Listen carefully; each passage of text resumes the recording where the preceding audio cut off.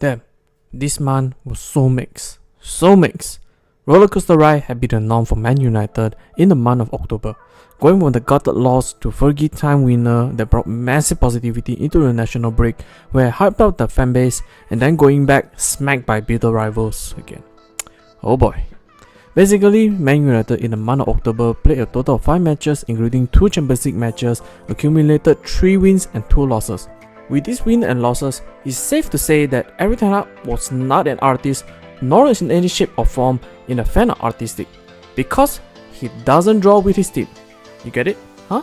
Let's get on with it. That was so bad of a joke, equivalent how bad Man United play style in these matches. So in this video, we'll be discussing the 5 lessons learned in the month of October, where in all honesty, compared to September, might not too bad, but also not the best either. In case you didn't know, what is up ladies and gentlemen, I'm Marvin, codename CM. Welcome to the Code United channel once again. If you stumble into this channel and somehow like this kind of content, do please like, share and subscribe to this channel, as each of your precious subscription will be a massive motivation for me to upload new content. And don't forget to ring the notification bell for every new upload. With that said, let's get straight into the video. Number 5. Mount. No secret that any player after the Cristiano Ronaldo donning the prestigious number 7 shirt for Man United automatically bring enormous pressure due to the fact that number 7 shirt represented some of the best moments and players with the likes of George Best, David Beckham, Eric Cantona and the previous mentioned Cristiano Ronaldo. However, with the recent years of players wearing the number 7 shirt, they met with little to no success, or to the extent turned down the opportunity after wearing them. As per right now, with the new signing of Mason Mount from Chelsea on a fee of £60 million, Mount also made a surprising action by wearing the number 7 shirt instead of his usual number 17, whereby was worn by Rafael Varane. Although Mount had expressed a number of times on understanding the pressure along with the number 7 shirt, he will continue to deliver. But coming to you today, after just appearing in 8 total matches, Mount only collected 1 assist for the Red Devils.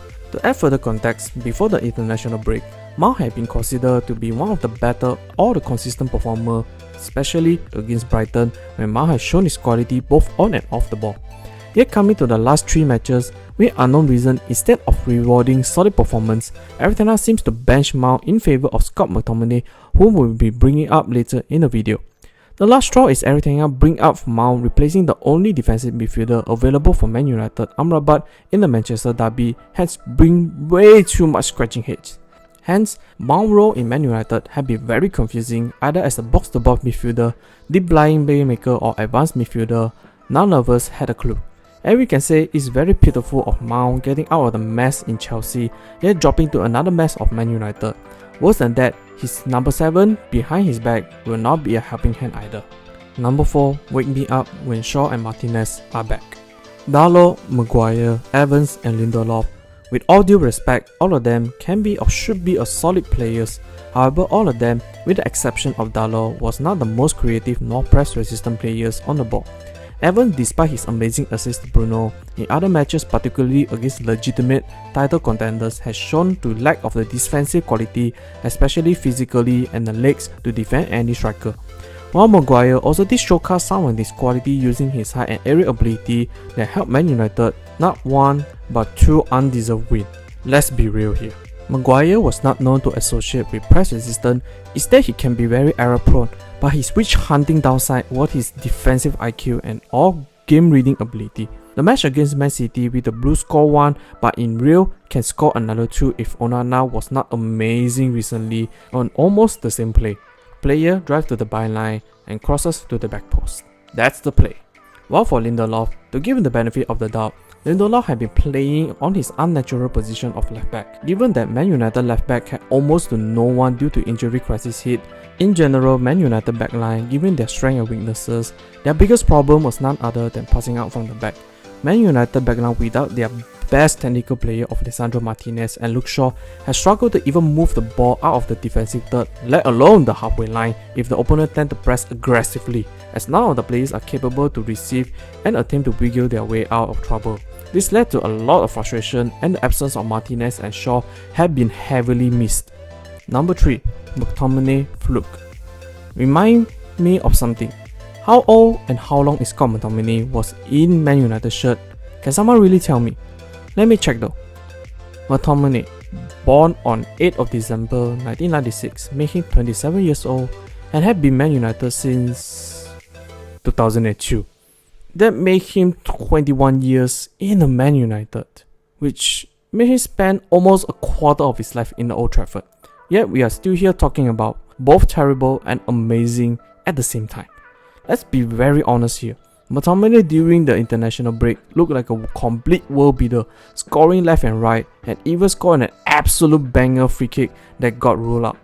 And when he came back to Man United, he continued his fine form, scoring a brace that had Man United scramble a scrappy win, and then follow up with another goal against Sheffield United. However, the dividing in opinion comes very quickly when playing against Man City. McTominay played further up front, his lack of creativity hindered Man United offense, and his switch to defensive midfielder and the second half was no better. Failed to track any runners, had Man United back foot or close to conceding goals. The best example for his dividing reception against Sheffield United, taking out his contribution than goals, McTominay had been criticised as a ghost on the pitch.